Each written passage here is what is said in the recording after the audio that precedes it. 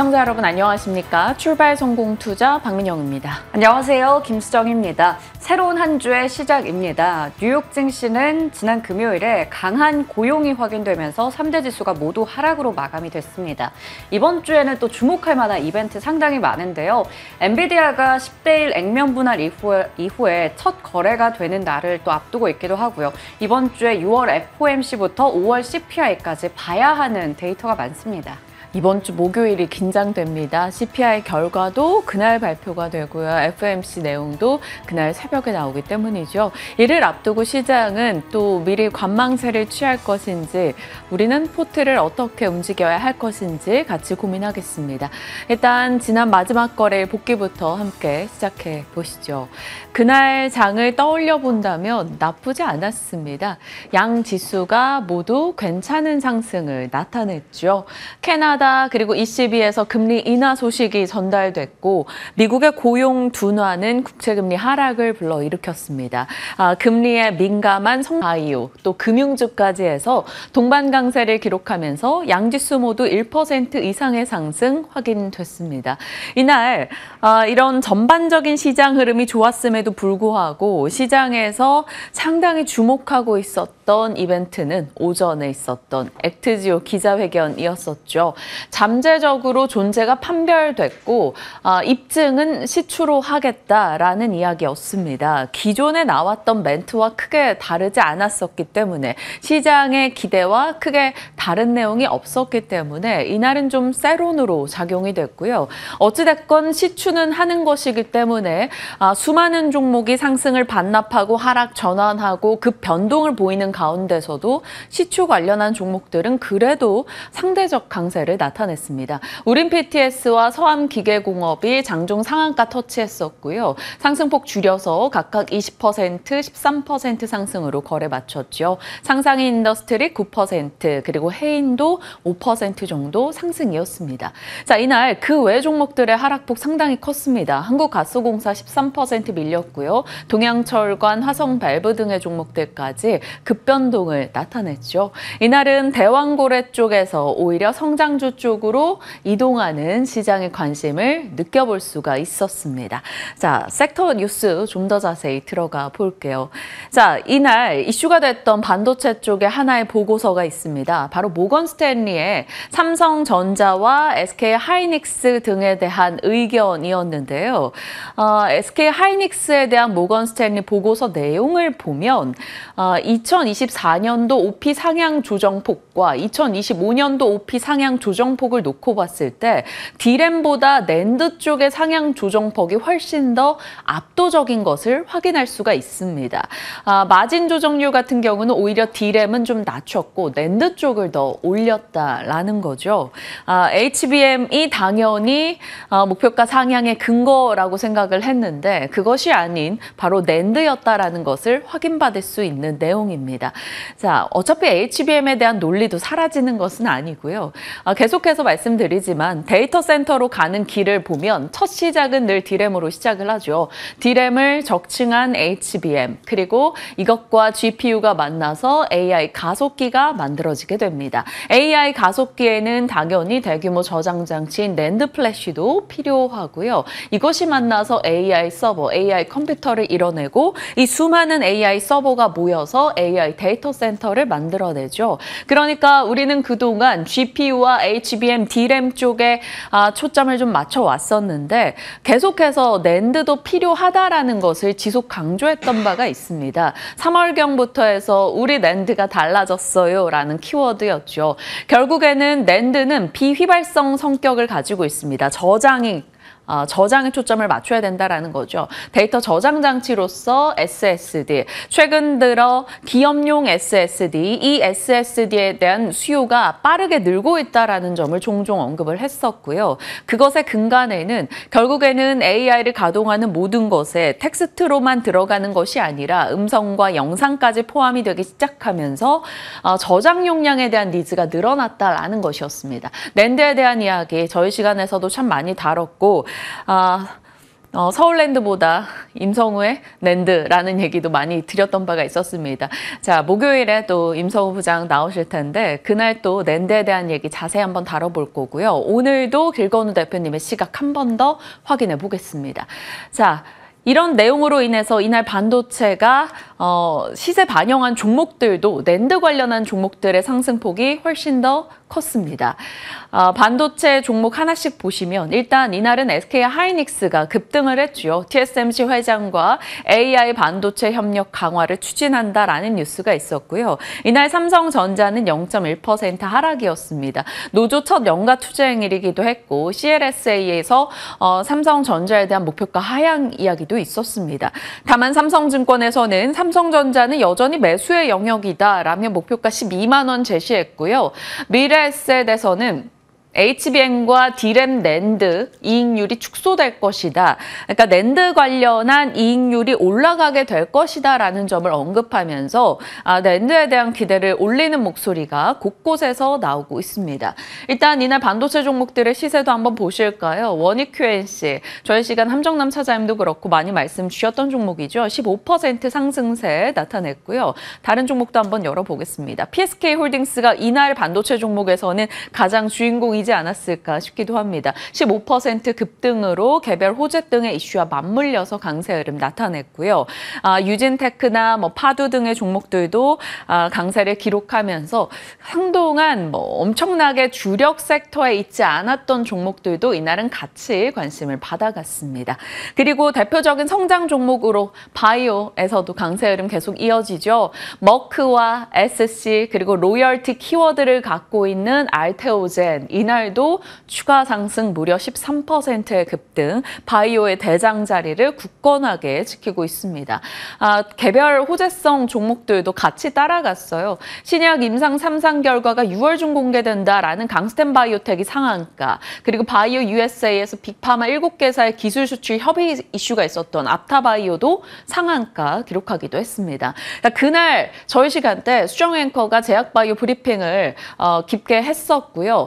그때 생물보안법 반사수의 기대에 대한 이야기도 꺼내놨었습니다. 바이넥스, ST팜, 에이프로젠 등의 종목들 그날 같이 호패주면서 급등 흐름 나타냈고요. 이때 삼성바이오로직스 측에서 이 생물보안법 이슈가 부각되고 나서 우리 측으로 수주 논의가 2배 이상 늘었다라는 인터뷰한 멘트 역시나 같이 좀 화제가 되기도 했습니다. 그 외 종목으로는 한국 BMC와 펩트론, 인벤티지랩, 비만 관련한 종목들이죠. 강세 흐름 나타냈는데 잠시 후에 좀 더 짚겠습니다. 자, 이렇게 성장주들의 강세가 돋보였습니다. 그런데 우리가 과거에는 방어주였으나 지금은 성장주로 여겨지는 쪽 KB의 의견을 빌리면 바로 이런 내수 종목들이겠죠. 이제는 내수가 아닙니다. 김, 라면, 냉동김밥, 핫도그, 화장품 모두 다 수출 쪽에 키워드가 맞춰져 있고요. 이날 아침에 화장품 섹터에 대해서 아픈 하락일지 건전한 조정일지에 대해 같이 고민했고 증권사 의견을 빌어서 일단 지금은 매수 기회다라는 시장의 소식을 같이 전달드렸던 바가 있었습니다. 이날 실리콘2가 추가 상승을 나타냈고요. CJ 올리브영에 힘입어 강세 흐름 기록했네요. 계속해서 수출과 숫자 찍히는 쪽에 대한 관심은 올라갑니다. 이날 화장품이 오를 수 있었던데 힘을 보태준 것은 미국의 화장품 수입국가 1위에 계속해서 한국이 이름을 올리고 있다라는 소식이네요. 중간중간 프랑스에 살짝 뺏겼다가 또 한국이 갖고 왔다 이런 패턴이 반복되고 있습니다. 자, 앞서 말씀드린 비만 치료제, 6월 4일과 5일경에 비만 치료제가 만병통치약으로서 시장의 관심을 받았다가 한동안 쉬고 있었는데 다시 한번 관련한 뉴스 등이 조금 나오고 있다라는 점을 짚었던 바가 있었습니다. 기존에 당뇨 치료제가 비만 치료제 역할을 할 수 있구나. 거기에 넘어가서 GLP-1이 비알코올성 지방간염, 심혈관, 신장, 알츠하이머 등의 좋은 영향을 주고 있다, 효능을 보여주고 있다라는 소식이 계속 업데이트 되고 있었죠. 비만 당뇨 관련주들 이렇게 정리가 가능합니다. 보통 우리는 이 비만 치료 쪽에 유한양행, 펩트론, 인벤티지랩, 한국 BNC 한미약품 이쪽 보고요. 중간체로는 덕산테코피아 많이들 이야기하시죠. 요즘에는 또 아이센스에 대한 시장의 언급도 조금 느는 것 같습니다. 연속 혈당 측정기인데요. 3개월 주가 차트를 보셔도 결과도 정말 못 갔었습니다. 그러다가 지난 금요일 그리고 그 전 거래일에 상승 흐름을 보여주곤 있는데요. 아이센스는 사실 카카오 쪽과 협업을 하고 있는 상황이죠. 카카오 헬스의 혈당 관리 앱, 이제 갤럭시와 애플워치, 그러니까 웨어러블 기기에도 들어간다라는 뉴스가 전해지고 있습니다. 요즘에는 이 연속 혈당 측정기 팔에 붙이고 며칠을 생활하는 이 다이어트도 굉장히 유행하고 있습니다. SNS상에 들어가 보면 그와 관련한 콘텐츠가 굉장히 많거든요. 이런 수요가 좀 늘어나게 된다면 아이센스도 조금 힘을 낼 수 있을지 궁금해집니다. 아이센스가 갖고 있는 케어센스 에어 같은 경우는 타 제품보다는 이거 부착 시간이 좀 더 긴 편이라고 해서 강점이 있을 것인지 지켜봐야 될 것 같습니다. 물론 어느 정도 비용에 대한 부담도 있을 수는 있겠죠. 아이센스도 일단 체크해 두고 지켜보겠습니다. 수정 앵커가 지난 금요일 아침에 같이 브리핑해줬던 내용입니다. 이베스트 투자증권의 자료를 인용했죠. 연이은 하회 모멘텀이 있기 때문에 제약바이오에게는 6월이 행사의 시간이다라는 겁니다. 그래서 계속 추적하며 브리핑을 해오고 있고요. 일단 USA까지 지나갔고 6월 5일부터 8일까지 유럽 간학회 이제 지나가게 됐죠. 그럼 남아있는 일정으로는 유럽 류마티스 학회 그리고 유럽 혈액학회가 있고요. ADA, 미국 당뇨병 학회도 진행될 겁니다. 그러니까 앞서 살폈던 비만 당뇨 치료제 일정이 아직 남아있다라는 게 되겠고요. 여기서 노보노디스크, 일라이릴리 등의 혹은 다른 업체들이 무엇을 발표할지는 모를 겁니다. 실제로 최근 들어서 노보노디스크 같은 경우는 5월 30일 이후로 단 하루도 떨어진 적이 없습니다. 계속해서 유럽 전체 시가총액 1위 자리를 굳건하게 지키고 있는 상황이고요. 일라이릴리도 지속적으로 분위기가 나아지고 있죠. 지금 제약바이오 쪽에 일정과 이벤트가 많은 상황에서 SC 제형 쪽으로 초점을 맞춰본다면 시장에서 주목하는 건 알테오젠과 유한양행이 되겠고요. 항체 약물 접합제 쪽으로 본다면 리가켄바이오, 지노맨컴퍼니 거론이 많이 됩니다. FDA 일정 등의 모멘텀을 안고 있는 쪽은 도나메맙, 그러니까 치매 치료제, 레카네맙의 경쟁 물질로 보시면 되겠죠. 그래서 이것에 대한 일정도 이번 주에 자리하고 있고요. 유한양행과 에스티팜도 FDA 모멘텀을 기다리고 있기도 합니다. 이렇게 분류해 두시고 관련한 뉴스들 확인하시면 좀 더 쉽지 않을까 싶습니다. 자, 성장주에 대한 관심 앞서 바이오 그리고 반도체 또 이번엔 2차 전지도 봐야겠죠. 지난 금요일 2차 전지에 대한 브리핑 살폈었는데 저가 매수와 업황 회복에 대한 기대 그리고 미중 갈등 속에서 반사의 기대감이 같이 작용하고 있습니다. 실질적으로 7월부터 이제 유럽은 중국 전기차에 상계 관세를 부과할 수 있다라는 그 반사의 기대감도 우린 같이 받아가고 있고요. 그날 아침 하나증권에서 단기 랠리 기회를 최대한 활용하자라는 내용을 살폈던 바가 있습니다. 장중에 이슈가 됐던 내용 중 하나가 이거죠. 중국의 CATL 고션 하이테크 수출 통제 가능성이 거론이 됐습니다. 위구르 강제 노동 금지법이 바로 그 수출 통제의 근거가 되고 있고요. 다만 중국 측에서는 즉각적으로 우리는 법률을 엄격하게 준수하고 있다라는 반박의 보도를 내기도 했습니다. 일단은 CATL과 고션 하이테크가 일단은 빠지는 모습이 있었고요. 우리는 그에 대한 반사 수혜 기대감 그리고 못 갔었던 것에 대한 쇼커버 움직임도 같이 나오면서 이날 강세 흐름 보였죠. 에코프로머티 가 정말 시원하게 쏴줬습니다. 상한가 기록했어요. 12만 원대를 단숨에 회복하는 모습을 보여줬고요. 에코프로 머티 외에도 에코앤드림 등의 종목군들도 강세 흐름 보였습니다. 이 종목 같은 경우는 최근 들어 시장의 관심에 꽤 들어가고 있어요. 19%의 상승 확인이 됐고요. 광무와 중앙청담 소재도 각각 10% 이상의 급등을 나타내는 등 이날 전반적인 2차 전지의 시세가 좋았다라고 볼 수 있겠습니다. 자, 금리가 떨어지면서 시장에서는 바이오 2차 전지 이쪽의 종목군들이 민감하게 5월 30일경부터 반등을 주고 나름의 연속성을 띠고 있습니다. 그런데 조금 부담스러운 뉴스로 전달이 된 게 바로 이날 미국의 5월 고용이었죠. 비농업 신규 고용 보시면 예상보다 훨씬 높습니다. 이전치 대비해서도 높고요. 임금 상승률도 이전치 대비해서 높게 발표가 됐죠. 그러다 보니까 시장에서는 시장은 여전히 강한 고용이구나라는 것에 대한 부담을 느끼기도 했습니다.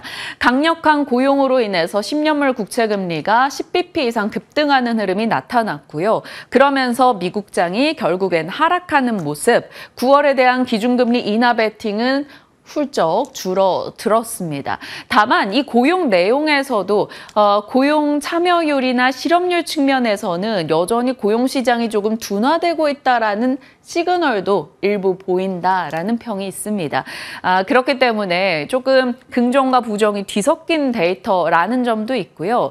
시장에서는 이번 고용 데이터는 그리 중요하지 않았다라는 목소리도 같이 나옵니다.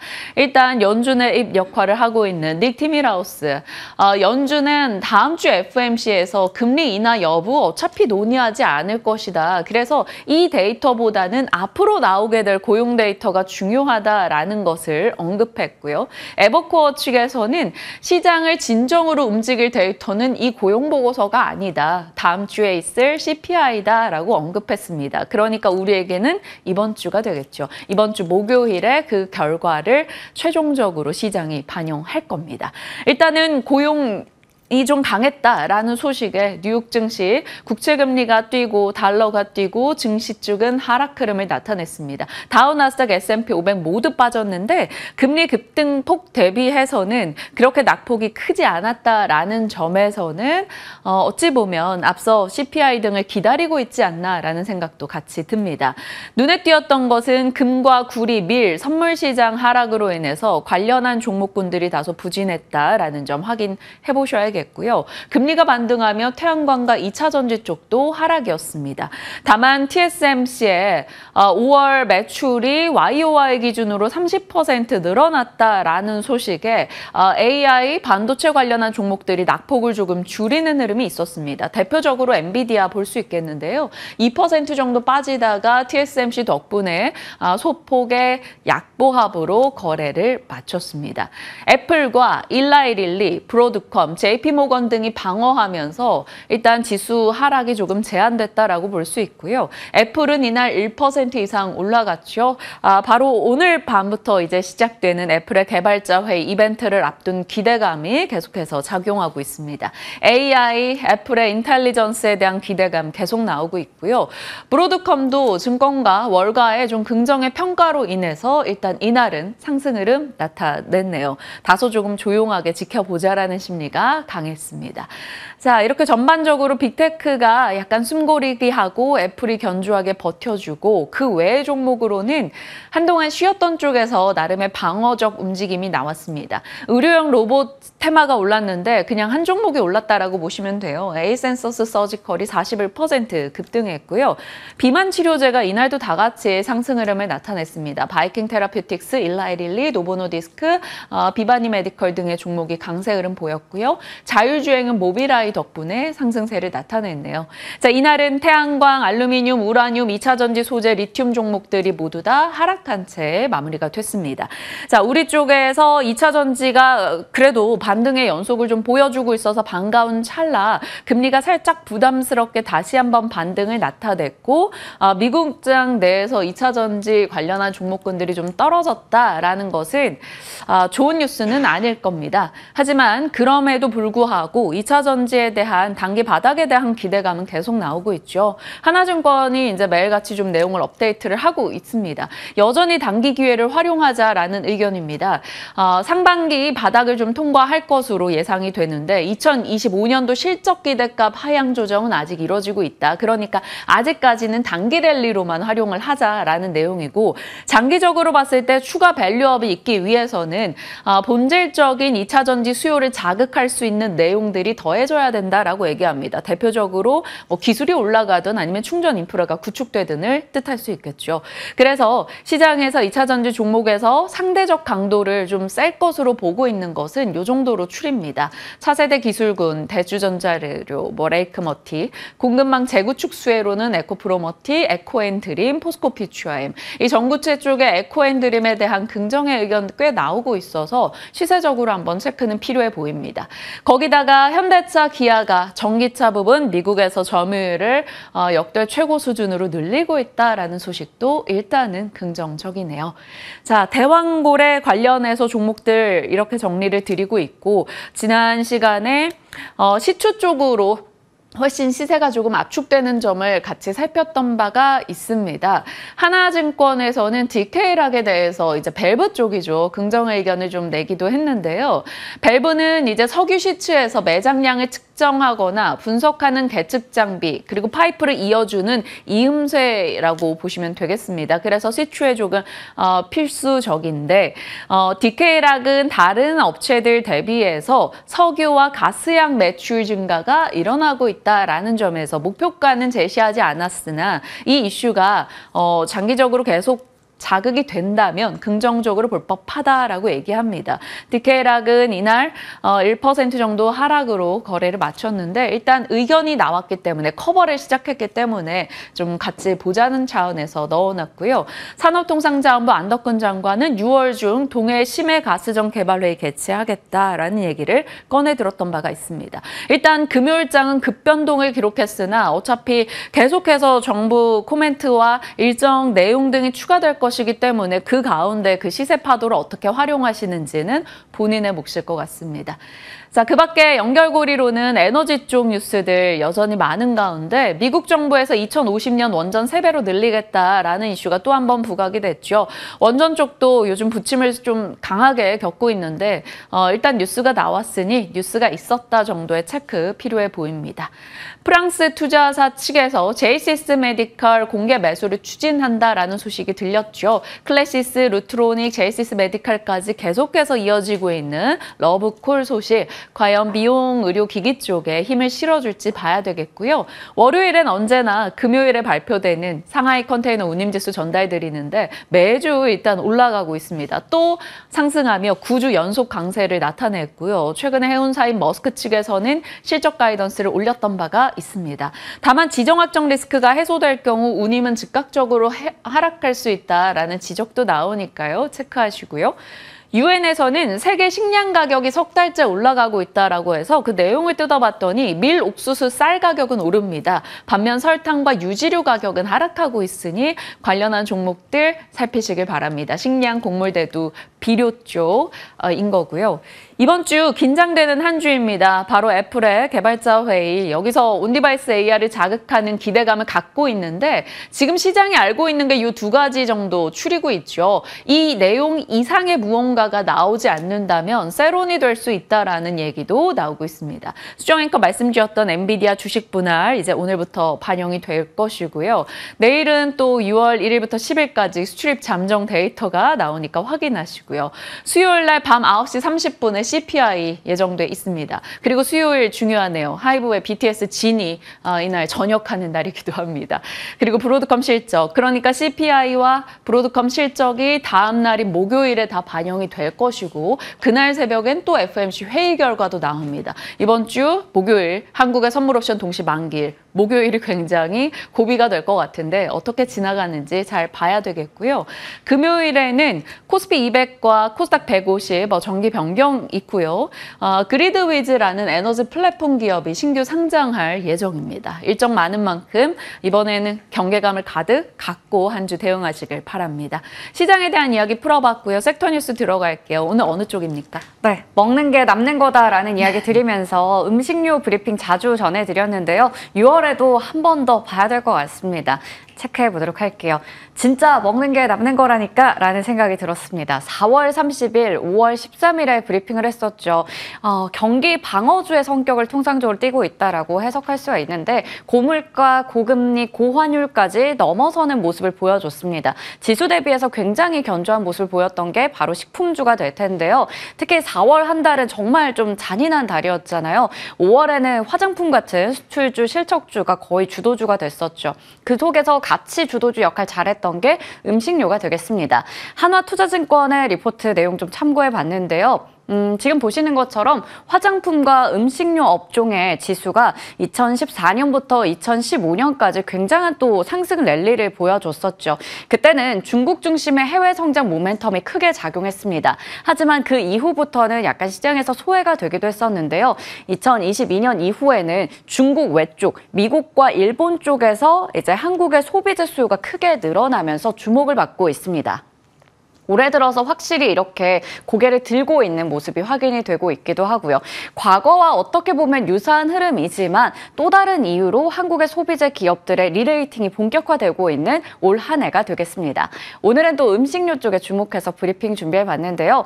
역시 불금에는 뭔가를 먹어줘야 되는 것 같습니다. 금요일장에서도 이 관련주들이 시세가 잘 났거든요. 특히나 우양이 냉동김밥의 수출을 또 앞두고 있는 시점에서 실적에 대한 기대감 가져가면서 상한가 기록했고 S&D 14% 가까이 올라갔었고 검은 반도체라고 불리는 김도 마찬가지로 좋았습니다. CJ시푸드, 사조시푸드 같이 올라갔는데 이게 김밥의 인기가 또 크게 작용을 하며 안에 속재료부터 김의 수요도 같이 늘어나잖아요. 그러한 부분들 보실 수 있을 것 같고 오뚜기부터 대상, 삼양식품 등등의 종목들도 강한 모습 나타냈고요. 6월 7일 장에서도 우양과 오뚜기, 삼양식품은 신고가 행진 이어가는 모습 보여줬습니다. 전반적으로 수출이 늘어나고 가격도 늘어나면서 제품 가격의 인상까지 기대해 볼 수 있는 상황에서 음식료 쪽에게는 계속해서 긍정적인 환경이 조성되고 있다라고 보실 수 있겠습니다. 자, 우왕 아니고 우양입니다. 우양의 주가 정말 대단하죠. 코스닥 지수 대비해서도 월등히 높은 수준 나타내고 있는데요. 한화투자증권의 리포트에 따르면 드디어 때가 왔다고 합니다. 2023년에 그러니까 작년에는 사실 우양을 우리가 핫도그로 많이 알고 있었거든요. 그 핫도그가 캐나다 주류 유통 채널로 입점이 되면서 그 이후부터 이제 미국과 대만, 호주 등등 나라들을 확대해 나가고 있는 시점입니다. 올해는 우리가 우양을 가장 많이 기억을 하는 게 바로 냉동김밥 때문이잖아요. 7월에 신제품의 수출을 개시할 예정입니다. 그래서 올해와 내년에 실적에 대한 기대감도 나타나고 있고요. 이 냉동김밥이 핫도그 대비해서 평균 판매 단가도 3배 정도 높고 자동화율도 높다고 합니다. 그래서 적정 마진 봤을 때 핫도그 대비해서 더 높기 때문에 실적에 대한 기대감도 작년보다 크다라고 볼 수가 있겠죠. 그러다 보니까 올해 가이던스 매출액과 영업이익을 충분히 올려잡을 수 있을 것이다라는 게 증권사 의견이기도 했습니다. 저는 냉동김밥을 아직 먹어보지 않았지만 사실 자취를 하는 입장에서 김밥을 싸는 게 보통 일이 아니잖아요. 냉동김밥이 굉장히 편하고 또 맛도 있다라는 측면에서 최근에 많이 주목받고 있고요. 해외에서도 굉장한 인기를 끌고 있다고 합니다. 다음 페이지 넘겨보도록 할게요.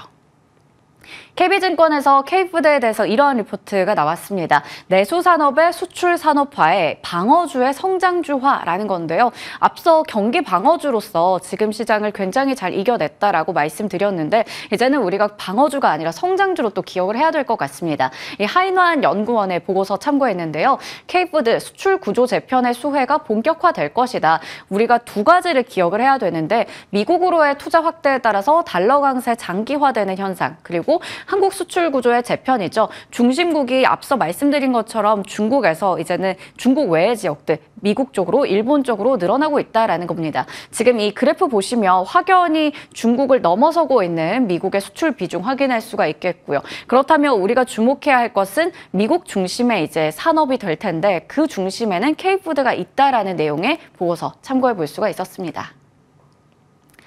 네, 가장 이상적인 그림을 좀 가져왔는데요. 여러 가지 종목들이 있겠지만 수출 확대와 함께 ROE도 높아지고 ROE와 함께 PB도 같이 높아지고 거기다가 그걸 따라가고 있는 PE까지 잘 보여주고 있는 게 바로 삼양식품이 아닐까라는 생각이 들었습니다. 마찬가지로 금요일장에서 또 신고가 기록하기도 했잖아요. 다음 페이지 넘겨서 확인해 보도록 하겠습니다. 결국 없어서 못 파는 게 바로 불닭볶음면입니다. 제가 가장 좋아하는 거다라고도 여러 차례 좀 얘기 드렸는데 사실 말씀드릴 때마다 지금 주가 뭔가 고점인 것 같아서 두려웠는데 또 고점을 경신하는 걸 보면 지금이라도 뭔가 사야 되나 이런 생각도 듭니다.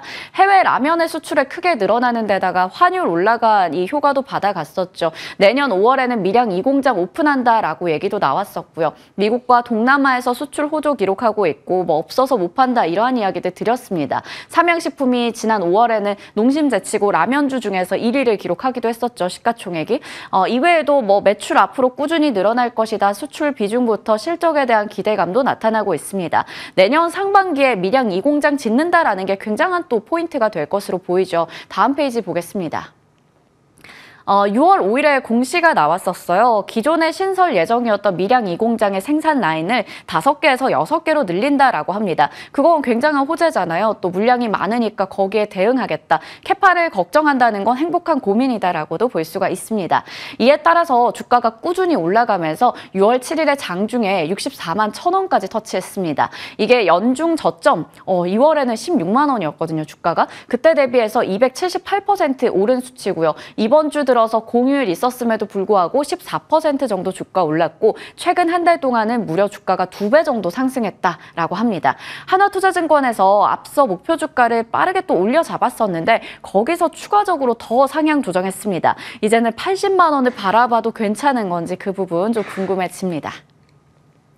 자, 다른 종목들도 좀 이야기해 볼게요. 인도 시장도 주목하자라는 내용으로 교보증권의 리포트가 있었습니다. 인도는 인구와 경제 발전을 바탕으로 해서 고성장이 전망되는 쪽인데요. 20, 30대가 확실히 내수 쪽에서 소비를 많이 하고요. 중산층이 많이 늘어납니다. 인프라 발전하고 도시화부터 유통 채널 많이 현대화돼서 앞으로도 이러한 고성장이 지속될 거로 예상되고 있는데요. 주요 인도 음식료 업체들은 PE 평균 약 50배라고 합니다. 굉장한 또 밸류에이션 프리미엄을 받고 있거든요. 그래서 만약에 우리 이제 기업들이 여기에 진출한다면 똑같은 프리미엄 받지 않을까라는 기대감도 있는데 그중에서 한 종목이 바로 롯데웰푸드가 되겠습니다. 2004년에 국내 음식료 업체 중에서 가장 먼저 인도 시장에 진출했다라고 하고요. 이쪽에서 지금 굉장한 공격적으로 캐파 증설하고 있고 실적도 잘 나오고 있는 상황입니다. 교보증권에서는 인도 시장에서는 음식료가 성장주야라는 이야기하면서 롯데웰푸드를 최선호주로 꼽고 있었습니다. 이렇게 봐야 할 종목들이 정말 많은 것 같습니다. 6월에도 맛있게 냠냠 먹을 수 있는 종목들이 있는지 K푸드 투자 전략 잠시 후에 챙겨가도록 하겠습니다. 자, 수앵커의 또 보기는 지난 6월 3일 더보기에서 네이버 웹툰의 미국 나스닥 상장 진출 말하면서 간단하게 한 줄로 또 정리해드렸던 내용인데요. 야놀자 나스닥 상장 가속도 내고 있다 이런 기사였습니다. 현재 시각으로 6월 7일에 블룸버그 통신 쪽에서 익명의 소식통을 또 인용을 해서 이러한 얘기를 했습니다. 이르면 오는 7월에 상장할 것으로 보이고 한 4억 달러 정도 자금 조달할 걸 목표로 하고 있다라는 얘기 나왔고요. 이 소식통에 따르면 뭐 70억에서 90억 달러 정도 목표로 하고 있고 상장 주관사 이렇다라고 하는데 아직까지 야놀자에서 공식 입장을 내놓은 것은 아닙니다. 신사업이 올해 들어서 1분기에 흑자로 돌아선 만큼 지금이 상장 적기이다라는 얘기 나오고 있고요. 기대감 바탕으로 금요일장에서 관련주들 많이 올랐었는데요. 이거 추가적으로 봐도 되는지도 꼼꼼히 보시면 좋을 것 같습니다. 개별 종목, 개별 테마가 굉장히 이슈몰이하면서 급등하는 사례도 많아지기 때문에 어떤 종목들을 따라가야 될 것인가 참 고민되기도 합니다. 여러 테마와 섹터에 대한 얘기 나눠봤는데요. 이에 대한 전략 지금부터 함께 챙겨보시죠.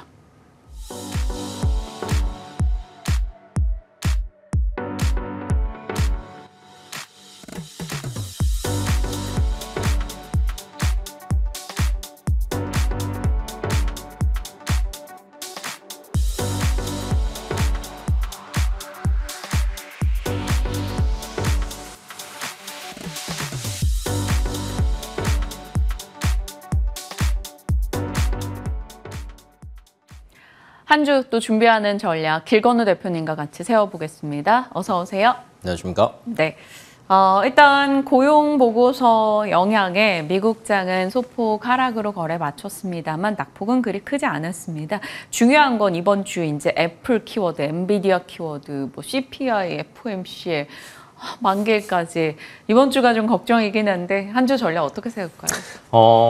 최근 들어서 이제 시장의 흐름을 보시면은 이슈가 있을 때 그 관련 섹터랑 종목들이 많이 움직이거든요. 네. 그래서 근데 이번 주가 사실 너무 많다 보니까 뭐가 갈지는 사실은 봐야 될 것 같고. 정말요. 근데 시장에서는 이제 어느 정도 특히 애플 같은 경우에는 시장에서 어느 정도 이미 선반영은 됐다라고 봐요.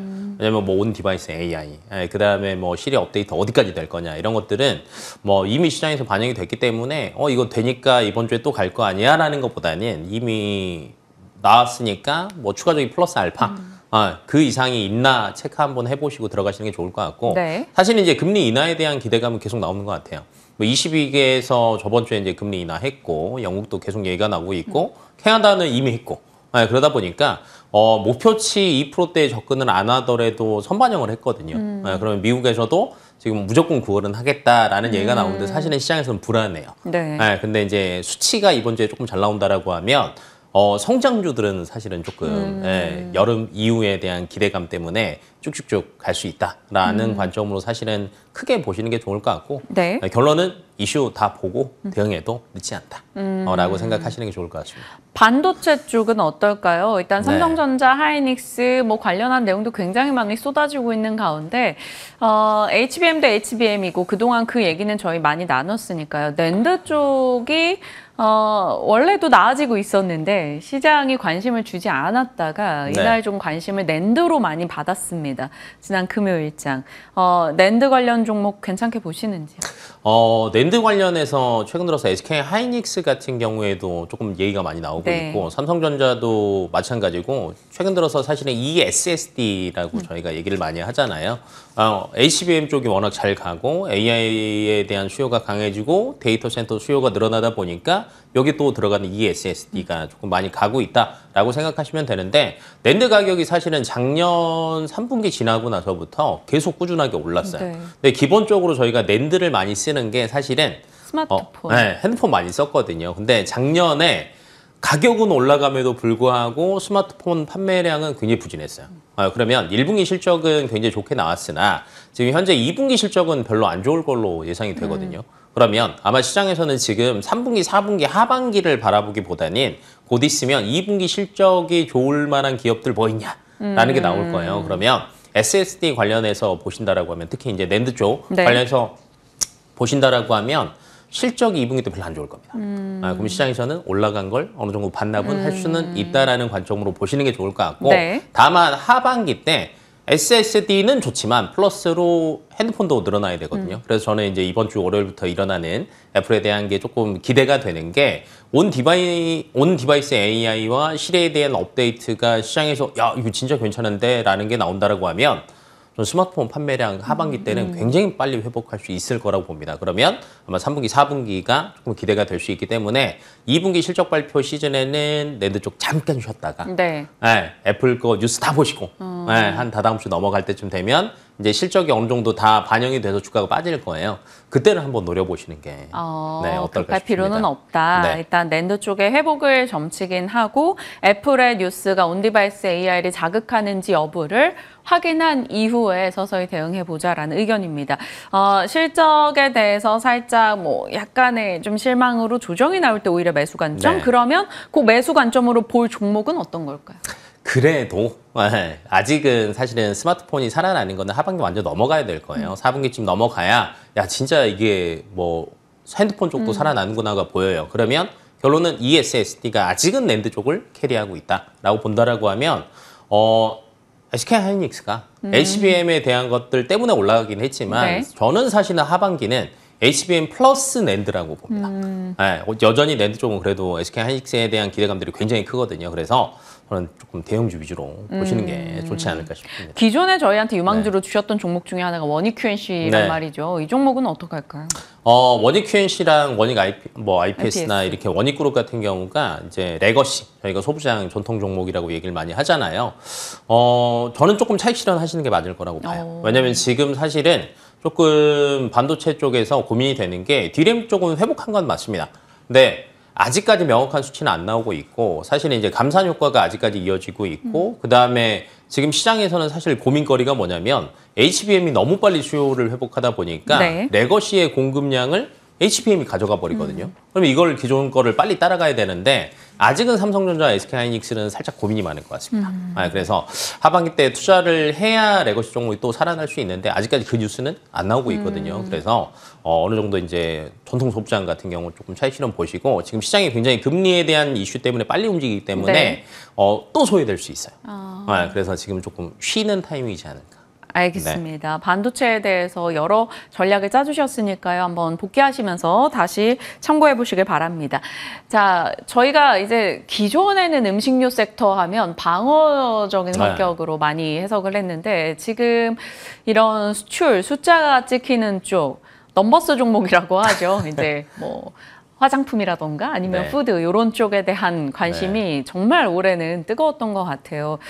푸드 쪽 한번 살펴주신다면요.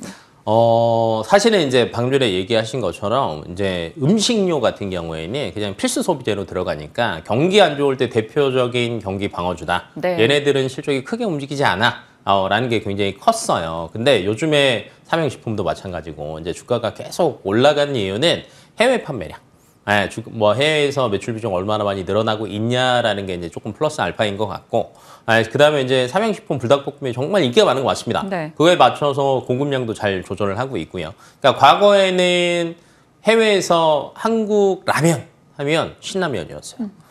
제가 아까도 막 찾아본 것 중에 하나가 융프라우 가보시면 거의 신라면을 먹습니다.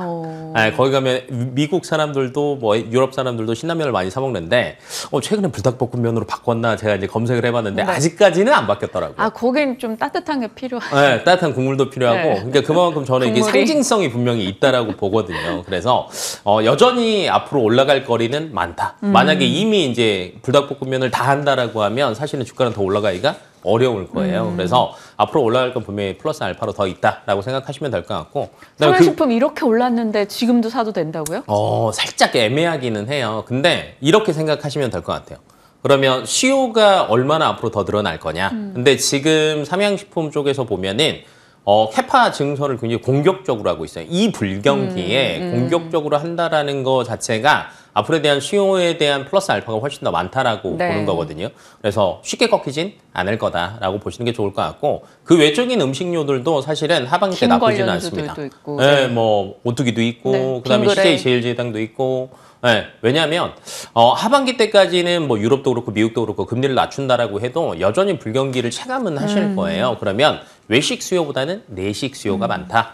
그러다 보면 이제 우리나라 이제 가공식품 관련된 기업들이 최근 들어서 또 더 제품군들도 다양해지고 좋아지고 있거든요. 네. 그래서 이런 쪽들도 사실은 하반기 때는 괜찮고, 근데 이제 하반기입니다.